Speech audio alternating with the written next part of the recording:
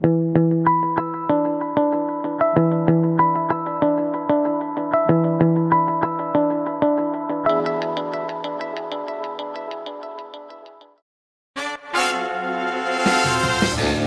à notre capsule 360 degrés en 180 secondes.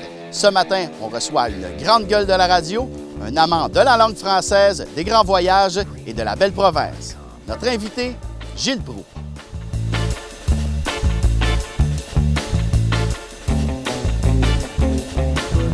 Monsieur Proulx, bonjour. Oui, bonjour, mon cher. Aujourd'hui, à 75 ans, après une cinquantaine d'années en radio-télévision, vous êtes à MaTV, on vous voit, on vous entend à quelques radios régionales. Vous ennuyez-vous d'une quotidienne? Parfois, c'est sûr qu'il y a des occasions qui feraient que j'aimerais beaucoup être au micro. Des fois, je trouve qu'il y a des animateurs qui manquent donc de frapper la balle face au ridicule. Mais je n'aurais pas le souffle d'être là quotidiennement. C'est exigeant quand même. Ça vide. Vous faites 2 heures de... C'est de la bipolarisation. Je vous amène ailleurs vers un grand événement qui vous a fait connaître à la radio un peu plus, où ça a vraiment développé, la crise d'Oka.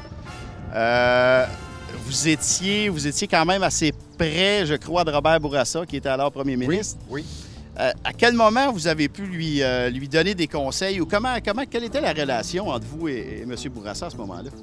Bourassa, moi, je n'étais pas son étiquette politique, mais je le respectais beaucoup. D'abord, c'est un fédéraliste et non un fédéraste. Comme un peu nationaliste, oui, Robert? Oui, foncièrement nationaliste. D'ailleurs, on lui doit la souveraineté énergétique quand on fait le bilan de la carrière de Robert Bourassa avec le Grand Nord.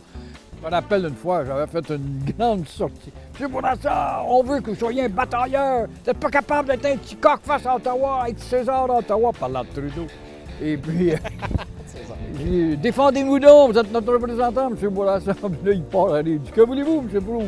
Il dit, des gens modérés comme vous et moi, il dit, parfois on peut passer pour des gars qui sont pas très extrémistes.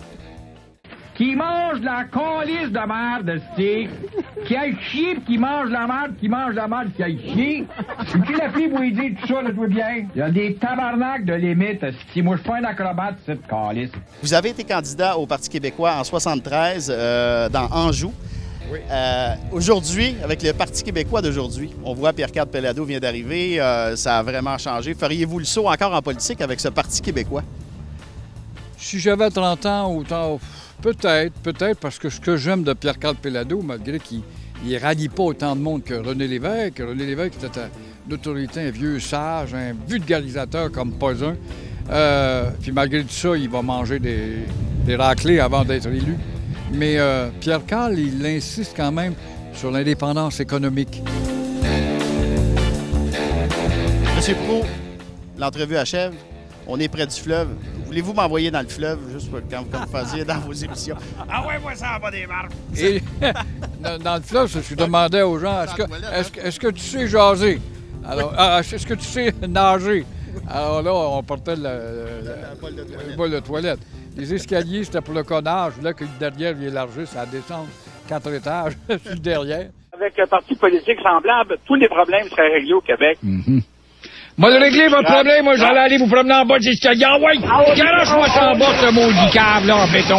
Armé, envoie en bas. Paf! Pouf! Ça il fait du bien. Maudit malade mental, on en a dessus. Merci infiniment, M. Proulx. Bien, ça me fait plaisir. Et bonne chance à vous. Merci. Au revoir. Comme vous avez pu constater, Gilles Proulx a vécu des moments mémorables au courant de sa carrière. Il aurait pu nous en raconter encore pendant quelques heures, facilement. Vous pouvez toujours le suivre à MaTV, à Mémoire de Proulx, et également dès cet automne au 91,3 Radio Ville-Marie.